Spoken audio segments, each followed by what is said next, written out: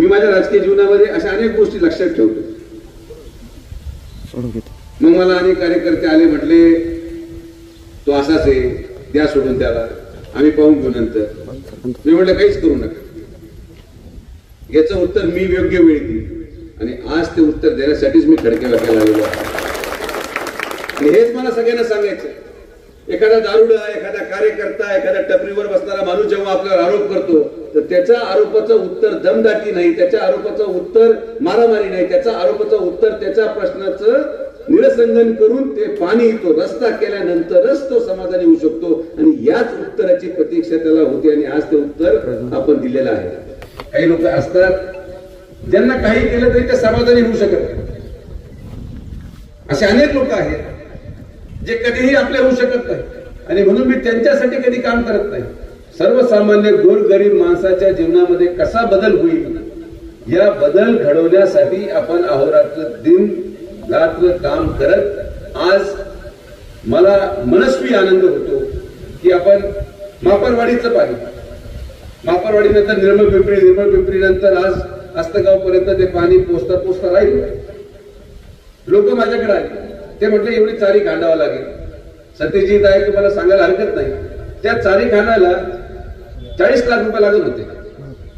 किती? 40 लाख. तिथं गेलो, नारळ फोडलं, 40 लाख रुपये खर्च केले आणि आज पाणी मी आस्तगाव पर्यंत काढलं.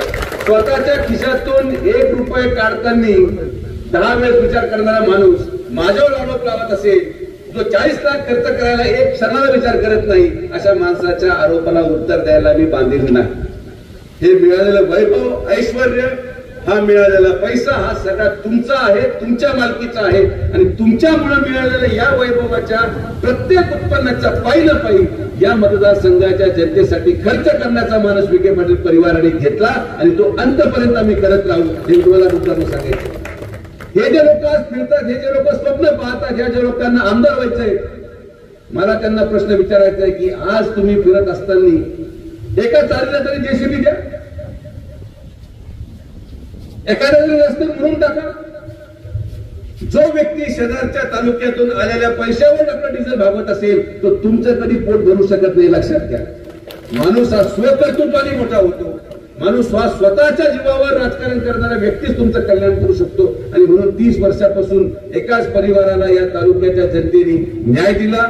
माननीय आमदार राधाकृष्ण विखे पाटील साहेबांच्या पाठीमागे हा तालुका खंबीरपणे उभा राहिला आणि हा त्या विश्वासाचा परिणाम आहे की तुम्ही जो विश्वास ठेवला की ठीक आहे, पाणी आज आलं नाही, अनेक लोक कृती समितीमध्ये सहभागी झाले, अनेक लोकांनी आंदोलन केले, हे त्यांच्या लढ्याचं पण यश आहे. त्यांनी पण सहभाग नोंदवला. लोखंडे साहेब होते, त्यांनाही श्रेय जातं. हा विषय श्रेयवादाचा नाही.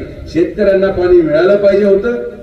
आणि म्हणून माझी सगळ्यांना विनंती आहे की राजकारण कुठं ना कुठं तरी थांबलं पाहिजे. प्रत्येक प्रश्नावर राजकारण, प्रत्येक प्रश्नावर व्हिडिओ कॉन्फरन्स, प्रत्येक प्रश्नावर पत्रकार परिषद, प्रत्येक प्रश्नावर प्रश्न. काही लोक म्हणतात माझ्यावर हल्ला झाला. ते एकटे जरी गावात फिरले तर माणूस गोळा होत नाही एक सुद्धा, त्यांच्यावर पण हल्ला करणार. त्यामुळे या सगळ्या राजकीय प्रवासामध्ये प्रत्येक व्यक्तीला न्याय मिळतो असंही नाही. मी चांगलं काम केल्यानंतरही पडलो, पण आपण परत एकदा कामाला लागलो. कारण की पदामुळं एखादं पद गेलं, अनेक लोक पडतात. देशाचे प्रधानमंत्री पडले, जुन्या कालावधीमध्ये प्रधानमंत्री पडले, मुख्यमंत्री निवडणुकीला पराभूत झालेत, पण परत कधी ना कधी प्रधानमंत्री झालेत, मुख्यमंत्री झालेत. त्यामुळं वेळ ही जाऊ द्यावा लागती. परमेश्वर प्रत्येकावर हा प्रसंग आणतो आणि तो प्रसंग आणण्यामागे वेगळे कारण असतात. मी आज माजी झालो नसतो तर संस्थांच्या कंत्राटी कर्मचाऱ्यांच्या प्रश्नावर एवढा वेळ देऊ शकलो नसतो. मी जर आज माजी झालो नसतो तर या निवडण्याच्या तळ भरण्याच्या प्रक्रियेमध्ये पूर्ण वेळ देऊ शकलो नसतो. मग कदाचित साईबाबांचं असं म्हणणं होतं की आता तिकडे फार वेळ दिलाय, आता परिसरामध्ये या.